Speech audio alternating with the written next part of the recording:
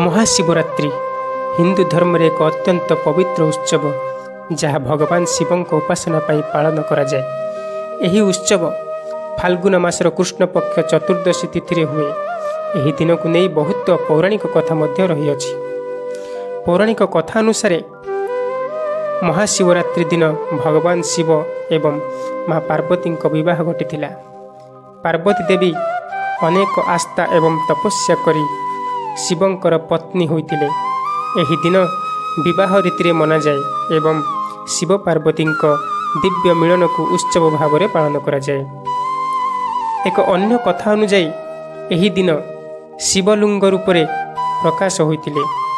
एही लिंग ज्ञान शक्ति एवं सृष्टिर प्रतीक। एथिपाई शिवलिंग पूजा एही दिन विशेष मान्यता प्राप्त। उक्त माने जल दूध बेलपत्र और चंदन अर्पण कर शिवों को उपासना करती। एक अन्य गुरुत्वपूर्ण कथा अनुसार देवता एवं असुर माने समुद्र मंथन करुथिले।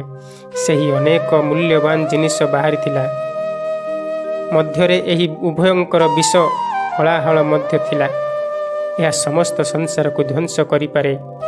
भगवान शिव समस्त दुख एवं जगत को रक्षा करने पाई विष पान कले। शिवों कंठ नील होगला। यही कारणरू तांको नीलकंठ बोली कहगला। यही दिन शिवों उपवास एवं जागरण करिले भक्त माने अनेक प्रकार दुखरू निस्तार हुअन्ति।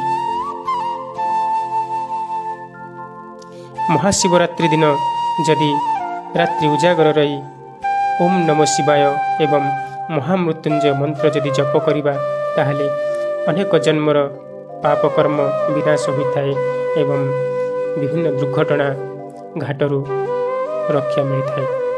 ओम नमः शिवाय।